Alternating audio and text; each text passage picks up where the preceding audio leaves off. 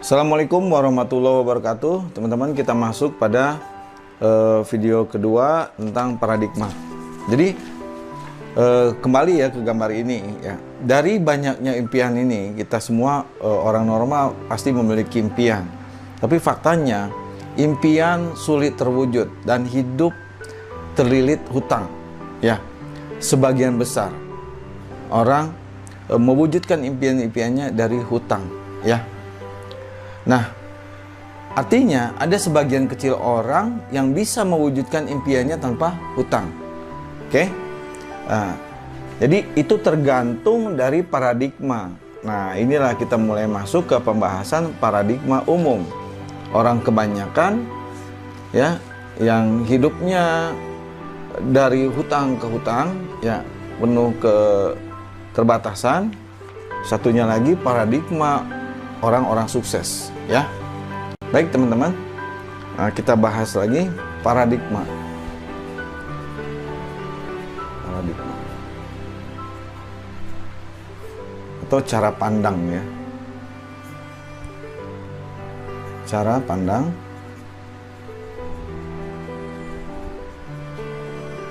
Ini tentang pemahaman ya teman-teman. Jadi teman-teman harus benar-benar paham. Oke, ini kita akan bahas paradigma umum. Paradigma yang digunakan oleh sebagian besar orang. Ya. Cara mereka dalam mewujudkan impian, cara orang umum dalam mewujudkan impiannya adalah bekerja, mendapatkan hasil, untuk memenuhi kebutuhan hidup dan impiannya. Nih, ya, betul nggak? Sebagian besar orang bekerja untuk mendapatkan hasil, ya, untuk memenuhi kebutuhan hidup dan impiannya. Ada yang salah nggak dengan alur ini? Tidak ada ya. Maka sebagian besar orang menggunakan konsep nomor satu ini, ya, 95% orang. Nah, inilah pemahaman umum yang ada di masyarakat, ya, bahwa sekolahlah yang pinter supaya kamu bisa ngelamar kerja di perusahaan yang bagus, ya, yang hasilnya bagus sehingga kebutuhan hidupmu terpenuhi dan kamu bisa mewujudkan impian-impianmu, gitu, ya. Pokoknya bekerjalah sebaik-baiknya supaya gajimu besar, itulah. Jadi orang-orang tua kita itu mengajarkan kita untuk bekerja, untuk mendapatkan hasil yang besar. Ya, sekolah ke luar negeri kemana? Tidak ada yang salah dengan sekolahan, tidak ada yang salah dengan pekerjaan Anda. Ya, kita simak dulu penjelasan ini supaya teman-teman paham, ya. Nah, tidak ada yang salah dengan ini, cuman ini beresiko ya. Konsep yang nomor satu ini beresiko. Beresikonya gimana? Ketika teman-teman tidak bisa bekerja lagi, ya. Artinya tidak ada hasil yang bisa digunakan untuk memenuhi kebutuhan hidup, apalagi untuk mewujudkan impiannya. Ya. Bagaimana kondisi tidak bisa bekerja lagi? Mungkin Anda PHK, ya. Maka Anda tidak bisa bekerja lagi, atau Anda sakit, ya, di masa produktif, atau ya perusahaan tutup,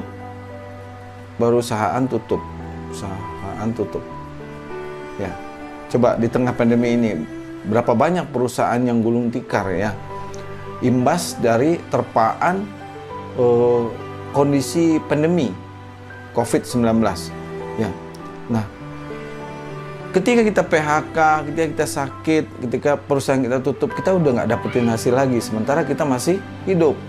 Ya, bagaimana dengan kebutuhan kita ketika kita sudah tidak mendapatkan hasil? Ya, pinter-pinter juga, sekolahnya tinggi-tinggi juga, kalau nggak ada pekerjaan, ya siapa yang mau bayar? Itu. Atau Anda tidak di PHK, Anda tidak sakit, ya, perusahaan Anda tetap ada, ya. Tapi Anda nggak akan bisa kerja sampai mati, ya. Artinya Anda akan masuk ke masa pensiun. Ya. seberapa loyalnya pun Anda di perusahaan, seberapa menghargainya perusahaan kepada Anda akan masuk ke masa pensiun. Ya. Nah, Anda tidak lagi mendapatkan hasil ketika Anda pensiun karena udah nggak kerja lagi, gimana mau digaji? Ya. Nah, sementara ketika Anda pensiun, Anda pun masih hidup. Bagaimana dengan kebutuhan Anda? Ya. Kan nggak mungkin juga kita kerja sampai mati atau begitu pensiun Anda mati, kan nggak mungkin. Ya pasti ada hidup yang terus berlangsung, yang bisa jadi kebutuhan hidupnya semakin tinggi. Ya, kehidupannya semakin tinggi. Ini ya. Itu. Jadi ini usia 40 begini. Ya. Nah. Ini produktif ya, produktif. Ini usia 40 nih, usia 40 ya. Teman-teman bakal menurun ya, bakal menurun. Di usia ini teman-teman akan menurun ya, akan menurun, tapi kebutuhan meningkat. Kebutuhan meningkat.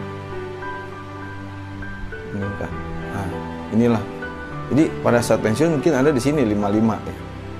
55 tahun. Jadi kalau di masa produktif ini, ya masa produktif itu 20 tahun sampai 40 tahun, Anda tidak mempersiapkan masa pensiun Anda, wah berbahaya ya. Artinya nanti masa-masa tidak produktif Anda akan menjadi masa-masa yang berat. Itu. Ya, tidak ada yang salah dengan konsep nomor 1 ya, karena untuk memenuhi kebutuhan hidupnya, paradigma yang pertama adalah dengan bekerja. Ya, hanya saja ini beresiko. Oke. Sekarang paradigma yang kedua. Ya. Bekerja. Ini digunakan oleh sedikit orang ya. Hanya 5% aja. Ya, sisanya dari 95% ini. Hanya 5% ini ya menguasai ekonomi lah, kuat ya secara ekonominya. Hasil untuk kebutuhan hidup, terus membangun impiannya. Nah, apa yang membedakannya nih? Ya, inilah sebagian kecil orang menggunakan konsep nomor 2 dan secara ekonomi mereka kuat, bisa mencukupi kebutuhan hidup bahkan impiannya. Ya, sekilas sama ya, bekerja untuk mendapatkan hasil, ini hasil, kebutuhan hidup, ini impian-impian. Nah, apa yang membedakannya? Kalau orang yang pertama, ya, orang yang pertama itu hasil yang digunakan untuk kebutuhan hidupnya dan mewujudkan impiannya, ya, hasil yang digunakan untuk memenuhi kebutuhan hidupnya adalah dari pekerjaannya dia. Ya. Tapi konsep orang kaya, hasil yang digunakan untuk kebutuhan hidupnya atau bekerjanya dia bukan untuk memenuhi kebutuhan, tapi ini dari membangun aset. Ini ya teman-teman ya. Oke. Tuh. Jadi orang pertama, hasil yang digunakan untuk kebutuhan hidup dan membangun impiannya adalah dari hasil kerja aktifnya. Tapi orang kedua, hasil yang digunakan untuk memenuhi kebutuhan hidup dan impiannya adalah dari hasil asetnya. Jadi orang kedua bekerja untuk membangun aset. Nah, orang pertama pemahamannya bekerja untuk kaya. Pemahaman saya ya, orang bekerja untuk menjadi kaya itu tidak tepat ya. Untuk menjadi kaya Anda harus membangun aset atau berbisnis. Jadi apa yang salah? Jadi bagaimana? Salah saya kerja? Enggak. Ya. Kalau Anda bekerja ingin kaya itu kurang tepat. Ya. Saya ulangi lagi ya. Kalau Anda ingin kaya, Anda harus bangun aset dan bangun bisnis.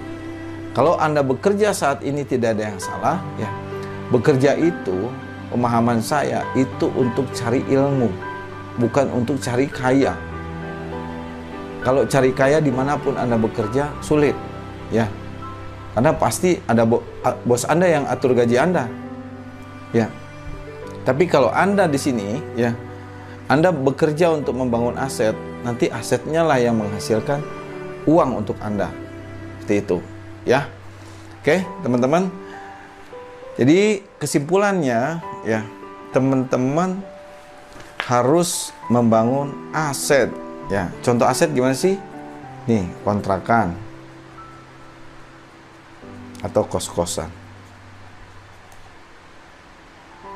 Ya, franchise atau pabrik. Nah, inilah yang akan menjadi aset Anda yang menghasilkan uang pasif pada Anda untuk Anda gunakan. Seperti itu. Hanya saja ya, di sini modalnya harus besar. Modalnya besar. Nah, bagusnya teman-teman, beruntungnya teman-teman dapetin materi di video ini.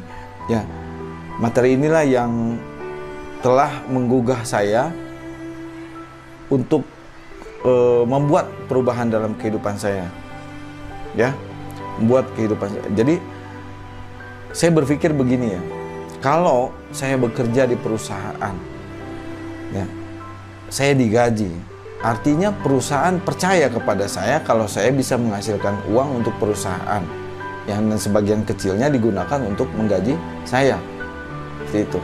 Maka saya yakin juga, saya harus yakin bahwa saya bisa menghasilkan uang untuk diri saya sendiri sepenuhnya, ya, untuk membangun impian-impian saya, bukan untuk membangun impian orang lain.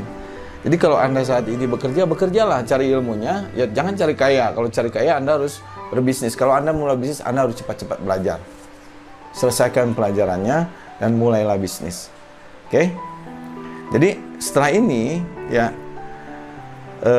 saya ajak Anda pada pembahasan materi bagaimana kita membangun aset dengan modal yang relatif terjangkau, ya, relatif terjangkau.